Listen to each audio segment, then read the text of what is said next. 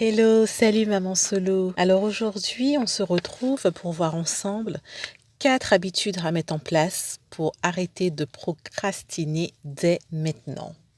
Alors si tu es comme moi, j'ai connu la procrastination il y a quelque temps de cela et j'ai dû lutter contre et mettre en place des stratégies, des habitudes qui sont des ancrages au jour d'aujourd'hui afin de ne plus procrastiner et avancer.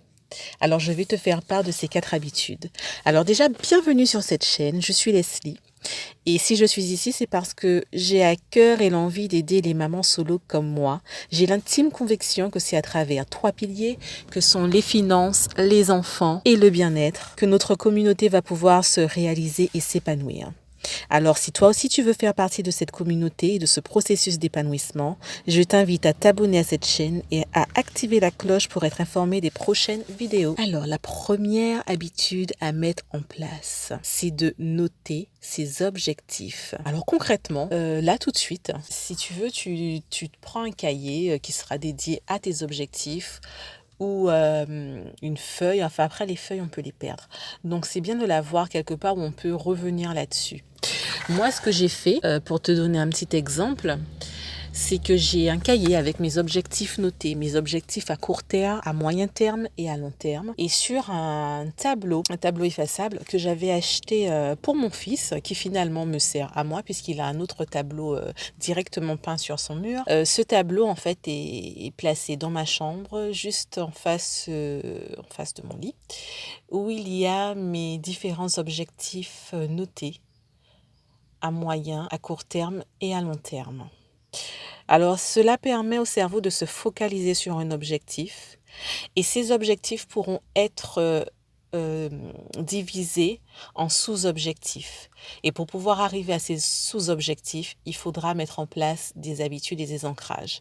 Donc, la première habitude à prendre, c'est de noter, écrire les objectifs que l'on se fixe, quels qu'ils soient. La deuxième habitude à prendre, c'est de, tous les soirs, avant de se coucher, lorsque les enfants sont endormis, de faire une liste de tâches que l'on doit faire pour le lendemain. Alors bien souvent, on pense qu'on ne va pas oublier ou on pense que ce n'est pas la peine.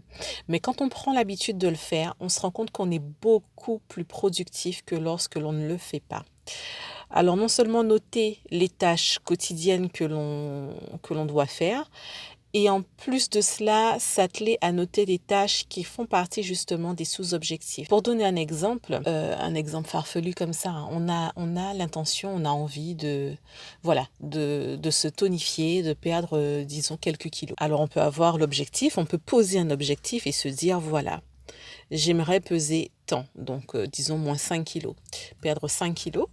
Pour ce faire, il va falloir diviser cet objectif en sous-objectifs, à savoir, je me donne tant de temps, je me donne le temps, mais je me donne tant de temps, donc sur cette fenêtre, ce qui équivaut à peut-être aller 1,5 kg par mois. Donc il me faudra tant de mois pour atteindre cet objectif. Et de cet objectif mensuel, on peut se dire que voilà, au niveau alimentaire, je vais faire mes courses tel jour avec tel aliment et je vais faire 3 fois par semaine du sport, de la marche, footing, un sport collectif, peu importe. Mais on met tout de suite des habitudes en place. Alors au début, comme ce ne sera pas encore un ancrage, l'écrire permet de se focaliser, permet au cerveau de pouvoir rester focus là-dessus. Et l'écrire tous les soirs, écrire les tâches que l'on a à faire. Par exemple, nous sommes lundi, on doit faire le sport le mardi, le jeudi et le samedi, disons. Alors le lundi soir, écrire pour le mardi, sport à telle heure, etc. Du coup, en regardant sa liste pour le lendemain, on s'oblige et on se force à mettre en place l'activité nécessaire pour arriver à cet objectif. Bon, c'est un exemple, hein, il peut y en avoir d'autres. Alors, tous les soirs, on note une liste de tâches à faire pour le lendemain. Et la troisième habitude à prendre, c'est que chaque matin, au réveil un petit peu après, regarder sa liste de tâches à faire pour la journée et pouvoir s'organiser pour pouvoir les faire. Alors moi, par exemple, c'est dès le lever, en fait. Dès que je suis réveillée, je me réveille avant les enfants. Mes tâches sont notées directement sur mon portable. Ce qui fait que le soir, lorsque je pense à quelque chose ou lorsque j'ai oublié quelque chose, je reprends mon téléphone et je note dans ma liste. Le lendemain, je regarde quand je me réveille, lorsque je prends mon café, souvent, je prends le temps de prendre mon café, de me réveiller, d'ouvrir les volets pour avoir la lumière du jour, etc., mes petites habitudes, et ensuite regarder mes tâches.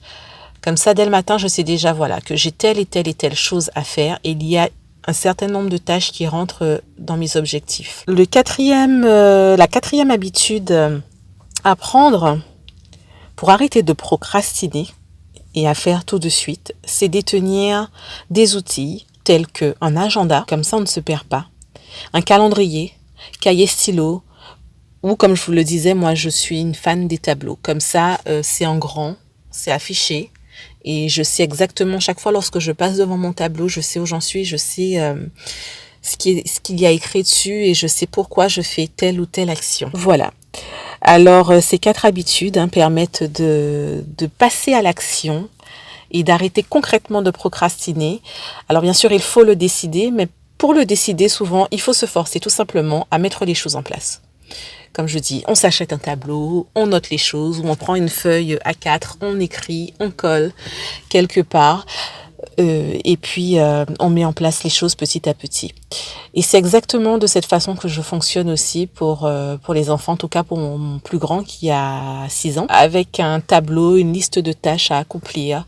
Comme ça lui permet de visualiser, de savoir ce qu'il a à faire et de rester focus, en fait, de ne pas oublier, de cocher lorsque c'est fait. Voilà, parce qu'en fait, en mettant ces habitudes en place, en mettant plutôt ces petits actes du quotidien en place, alors cela devient des habitudes et finalement, cela devient des ancrages qui permettent finalement d'atteindre nos objectifs petit à petit, parfois sans même s'en rendre. Alors voilà, si tu es encore là, c'est certainement que tu es une maman solo, tout comme moi.